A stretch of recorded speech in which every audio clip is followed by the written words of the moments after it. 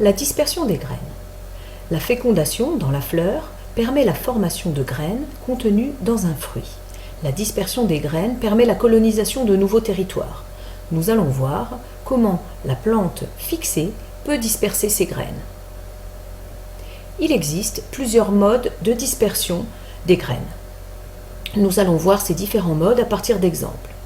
Tout d'abord, les graines peuvent être dispersées par un mode dit balistique, c'est-à-dire comme les balles tirées par une arme à feu. Les graines peuvent aussi utiliser le vent comme agent de dispersion, ou alors les animaux qui transportent ou qui mangent les graines. Nous verrons ces différents modes de transport, de dispersion successivement. Pour chaque exemple que je vais présenter, repérez bien l'espèce végétale, la manière dont se fait la dispersion, l'agent de la dispersion et aussi la particularité de la graine qui permet ce mode de dispersion. Commençons par la balsamine. Cette plante est la balsamine. On l'appelle aussi impatiente ou ne me touchez pas. Vous allez comprendre pourquoi. Quand ces fruits sont secs et à maturité, ils s'ouvrent brutalement au moindre contact et éjectent les graines, comme des balles de fusil. On peut voir ce mode sur un ralenti.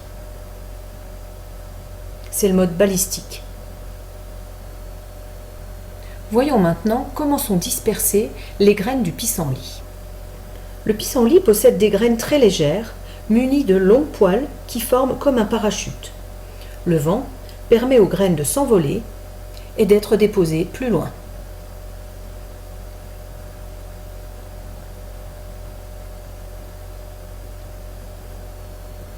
Voyons maintenant la dispersion des graines de l'érable. La graine de l'érable est appelée samare. Elle est protégée par une grande aile membraneuse.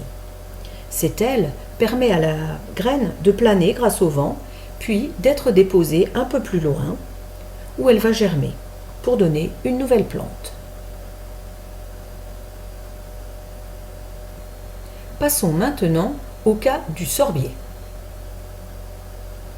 Le sorbier est un arbuste qui forme des fruits rouges très attractifs pour les animaux et en particulier pour les oiseaux. Les oiseaux vont manger les fruits qui contiennent les graines. Et les graines seront rejetées avec les crottes un peu plus loin. Pour finir, voyons la dispersion du fruit de l'aigremoine.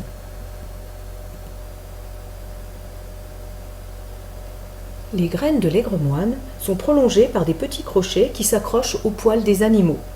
Lorsque ceux-ci se grattent, les graines retombent au sol.